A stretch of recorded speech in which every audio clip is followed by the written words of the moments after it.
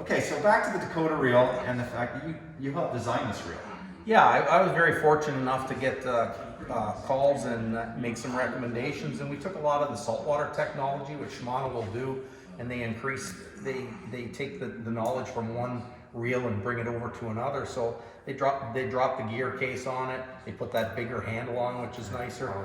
They reduce that side plate by 20%. They make it smaller, so it says the reel has the same amount of line capacity as its predecessor, but it just fits so much nicer in your hand. Like it actually. Turn that sideways. It's not a very big reel, and it holds hundreds and hundreds of Yeah, yards. this is a 500 series. I use that off the boards. I use 600s off the riggers and off the dipsies, and that's universal for both sides. For Lake Ontario, Lake Huron, I'd suggest 6s for everything. Right. But for Erie, 500s are sweet, especially on this rod. Yeah. But it just fits so nice in the hand. The other thing they did was, before we had a plastic line counter that was an added accessory. Okay. They built that right into the plate. Yeah, you can see it's all smooth right. And then one of the saltwater technologies that we have is called Core Protect, which stops from spray, like because you got to wash everything down in salt.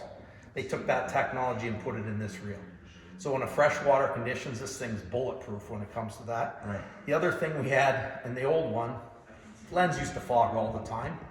I'd have to blow in it to see and tap if you leave them out overnight and they're all dewy, especially in the spring when you get those dewy mornings. Right, so that defeats the purpose of it. Yeah, so people were like, what's he doing, kissing his reels or giving them CPR? Now they got anti-fog in there, it makes a big difference. It also has the index drag, it actually clicks. Yep. So if a client doesn't know that full drag or all the way off drag, you can say, hey, just give it a couple clips and then I don't have to do it. Yes. If you're fighting a fish and it's a little bigger than the last one that was caught, tighten it up a couple. Very loud clicker too. We increase the noise of the clicker. Very loud. Yeah, that's very important too, because we quite often, if it wasn't for that clicker on the salmon, until you turned around and seen the rod buckled out the back, you wouldn't even know, right? If you're not watching them, you listen for that audio and you get that click and I know something's going on. Yeah. It makes a big difference. It comes in a 5 and a 6. It comes in a left-hand model as well, and it comes without the line counter if you choose. Gotcha. And that's your 7-foot main walleye setup. So let's Correct. talk about, this is the setup you recommended for me for fishing salmon on Lake Ontario. Yeah, and that's the I think it's 8.5 medium heavy. Yes. Yeah, so it's an 8'6" medium heavy, rated for 15 to 30. So this is a good rigger rod. It's also a great dipsy rod.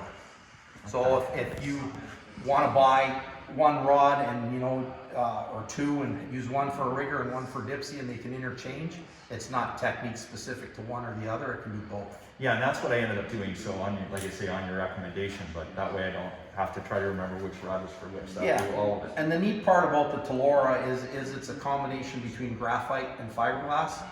So you have the bulletproofness of the fiberglass and the lightness of the other. So the two combo together, if you load that up, Derek, I just want to show you real quick. It's got a super soft tip on it. Yeah. Just a little bit there so I can show. Super soft tip.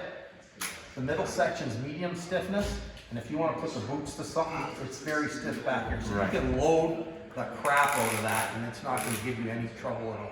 Yeah, and with fiberglass, it makes it more parabolic too, which you need a soft rod for downriver rush. Yeah, it could, because you can see those little subtle changes in the tip. Yeah. And the graphite gives it the lightness, and it's the best of both worlds. So that's called TC4, and that's a technology that carried over from salt to freshwater as well. Right, and salt you need to bend too, or the rod's just going to break. Yep, especially because you don't know what you're going to hook. Well, it's worked really well for me. I just got fascinated by salmon fishing this summer, and due to COVID and the fact that a lot of the tournaments weren't happening, I really branched out, and you were there to help me, because this is all pretty new stuff. We keep saying we're going to get on a boat together sometime, but this isn't what I had in mind. We're going to get on a boat, and I'm going to film it this summer, I promise. That's good. Yeah. All right, buddy. Good. Thank you, Paul.